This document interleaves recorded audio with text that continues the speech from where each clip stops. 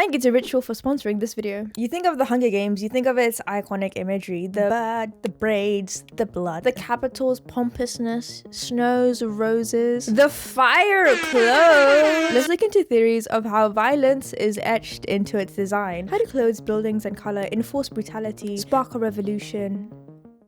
And why are they so fire though? The Ballad of the Songbirds and The Making of a Tyrant. President Snow. Bit of a downer, ain't he? How does President Snow turn into a baddie? So after Bosas, one of the important aspects of his character is the way that he's dressed. At the start of the movie, you see his sort of gaunt body framed by these cracked teal walls. And the importance of fashion is immediately set with Tigris using the tiles of the literal bathroom to help make buttons on his new shirt, giving a new meaning to the phrase.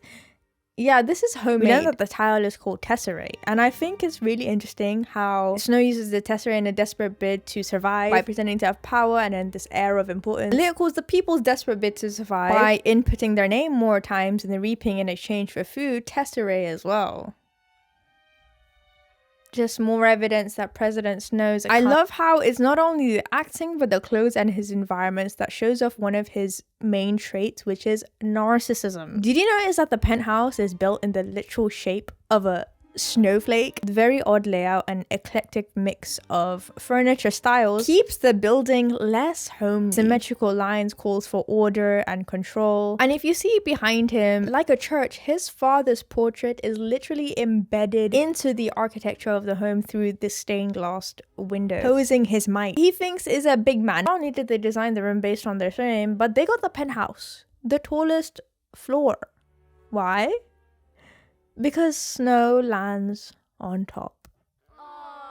I watched the movies back to back and I was like, there is so many stained glass references throughout. One thing is just because stained glass gives this air of like, okay, they're rich. But in Mockingjay, they're in the capital and they're surrounded by rainbow colors because there's a lot of glass around them. And I wonder if this was an intentional reference to Dr. Gaul in Tobosas calling for a rainbow of destruction, because at this point in Mockingjay, this is when they're in the capital.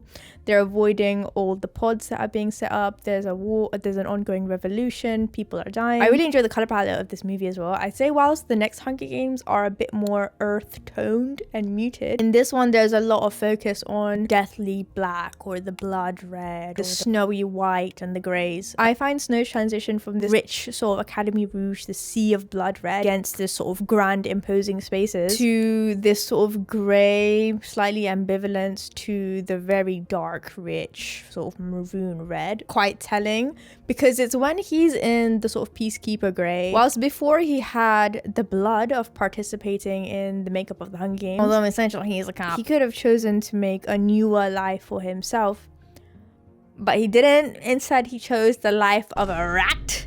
I think fashion in this movie is an interesting one because we have this mix of exaggerated style, these 40s, 50s influences. Because the capital citizens here, they're not quite as flashy, they're not quite as individual, they're a bit more rigid in shape.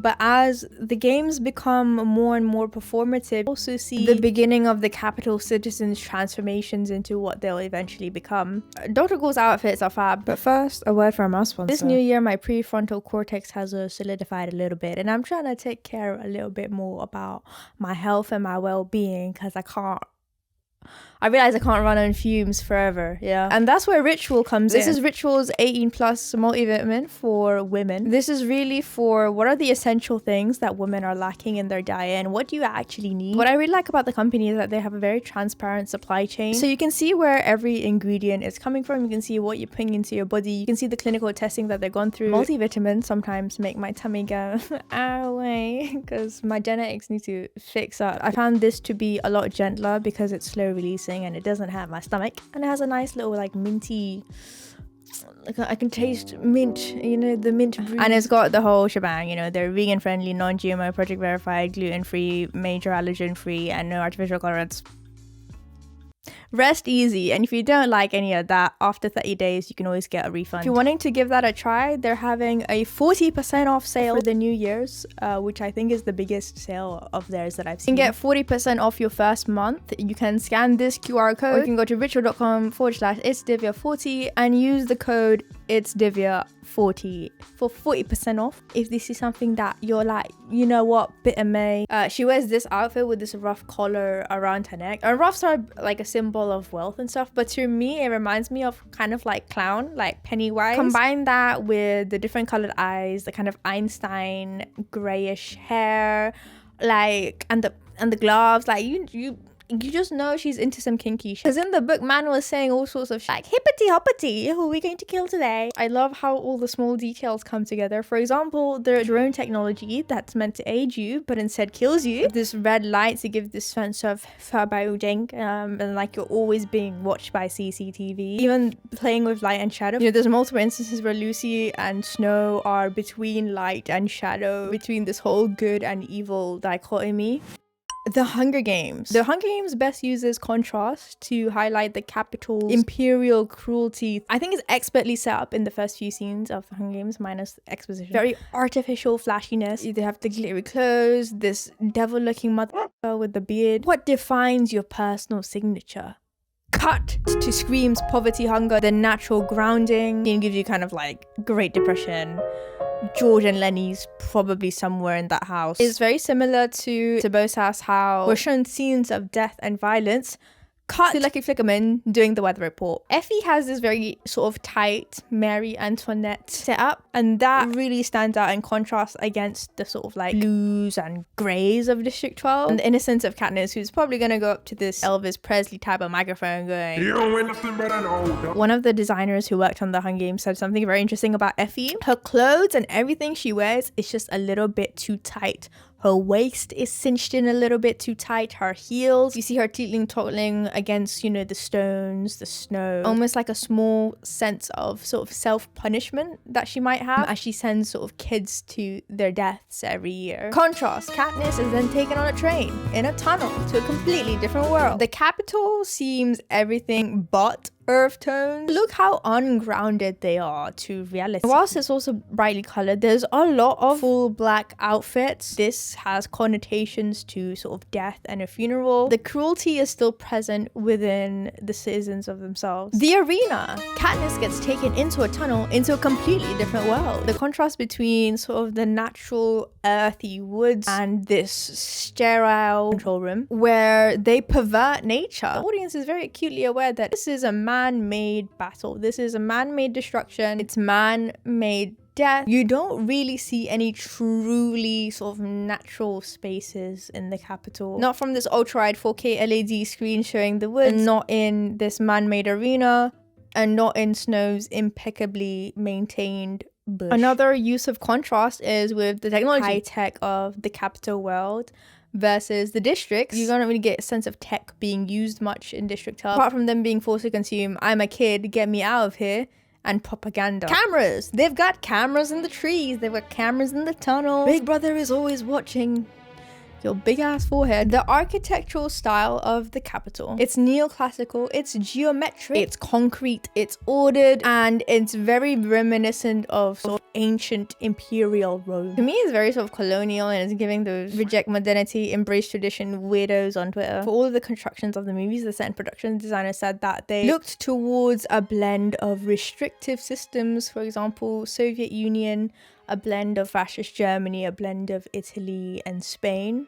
We see Snow adorned near marbles and gold. You see him right next to the sort of fascist-styled eagle statue. And you also have these massive Crete, and they said, quote, scaleless shots, which really imposes the might and power of the capital. If I was sat here, man, I would get vertigo, yeah? Sorry, the broadcast will be over because you'll just see me tumbling down. You're also very heavily reminded that you're never that far away from the flag of Panem. It's very similar to the flag of the Roman Empire. A cage that is gold is still a cage. One of the striking scenes of the Hunger Games for me is this scene where Rue, she's in sort of the training room. You see, oh, she's so cute, she's so innocent. And then it cuts to her, and then it cuts to this colorful capital. Her face is on this futuristic betting board, and it really reminds you of the dehumanization and cruelty of the capital people underneath like those ridiculous lashes. Loki kind of liked lashes, but they're still kind of ridiculous. Speaking of lashes and fashion as resistance is a very important theme in this book. I'm not gonna go too much into it because I think it's quite obvious. This is a very calculated look. Nothing Cinna designs is arbitrary. What we choose to wear is influenced by our class, our economy, the intersections between race, gender, our age. And so fashion, I think, is inherently a political thing, and especially in the capital. What's more deliberate than the clothes that you put on your back? I know this fella spent 3 hours on his look and now he's late to brunch. And so Cinna dresses Katniss in the color of the fire that will melt the snow, of the birds that will roam free. And honestly, Cinna has a PhD in slayology because, bro, catching fire. We start the scene with President Snow's dandruff everywhere.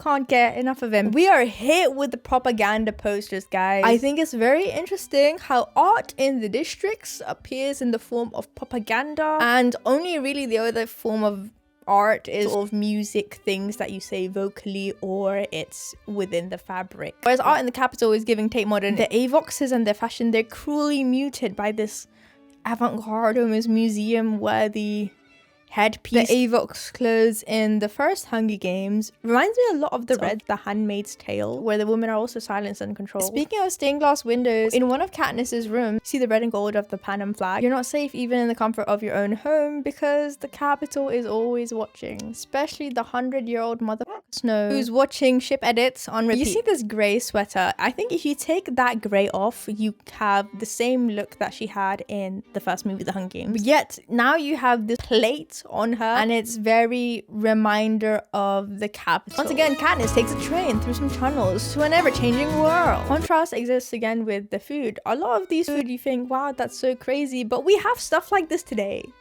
Have you guys seen the menu? They're in Snow's mansion. They're in this party. They're doing unethical mukbang. Mockingjay Part 1 and Part 2. Katniss is in a channel again, going to an error. Before we talk about the film, can we talk about these posters? I don't think this is even in the movie, but like magnitude 9.5 cuntquake, because these shook the world when it came out. Yeah, we got Miss Snow White here. Ironic, because when I think about someone dressed in all white, it's giving none of that peaceful, heavenly, pure connotations. It's been changed by his actions. Yeah, it's giving Pope and not the good kind. And you have their clothes entrapping them as well with the sharpness of their suits. Someone with a quite sensitive neck who lives their life Hunchback of Notre Dame, double chin out. This outfit is just a... It's just and you contrast that again with the soldier black of Gale and even Katniss's outfit. Now, District 13, namely Coin, is also revealed to be just as bad as a tyrant. Her name, Coin, two sides of the same coin. If you didn't know that, I'm happy to be... breakfast. And then the start, you see a Coin in these sort of like dark gray overalls. It's almost like similar to everyone else. But as the course of the movies progress, her silhouette becomes more structured. She becomes lighter gray, more capital, closer to Snow. And whilst the capital technology was sort of blue and white, this one feels a bit more retro. It's more green, like yellow. They kind of did what they have. Whilst the capital was wide, imposing, grand structures, in District 13 the ceilings are lower. It evokes a different sort of oppressiveness for someone who could be claustrophobic. Seemingly like our modern world, this movies feels like a war of media, and it's none more obvious than in the Mockingjay films. You got, you know, floating cameras filming propaganda. Structure to me reminds me of the training scene in Catching Fire. Although she's in District 13 supposedly with the good guys, safe and whatever, she might as well be performing in the capital. Katniss is in another tunnel. The arena has moved underground. This reminds me of the Ballad of the Songbirds and Snakes, where Lucy was in an underground tunnel as well. Here's the new Panem. Stick a blue flag over all the red ones. Yeah, we're so different. Right, guys? Right? Well, why are the drums the same? Why are they standing where the victor stood? Why is there another death gonna happen? Huh? Guys? All that tech junk, all the kids growing up watching other kids kill each other. What happened to, Bluey? Nice that we end the movie in a field. This is where Katniss feels most at home. Nature untouched by humans because humans suck. It's the innocence of the dandelion in the spring. There's a lot more details that I thought maybe were a bit too minor for this video that I wanted to cover. So I'll talk about them on TikTok.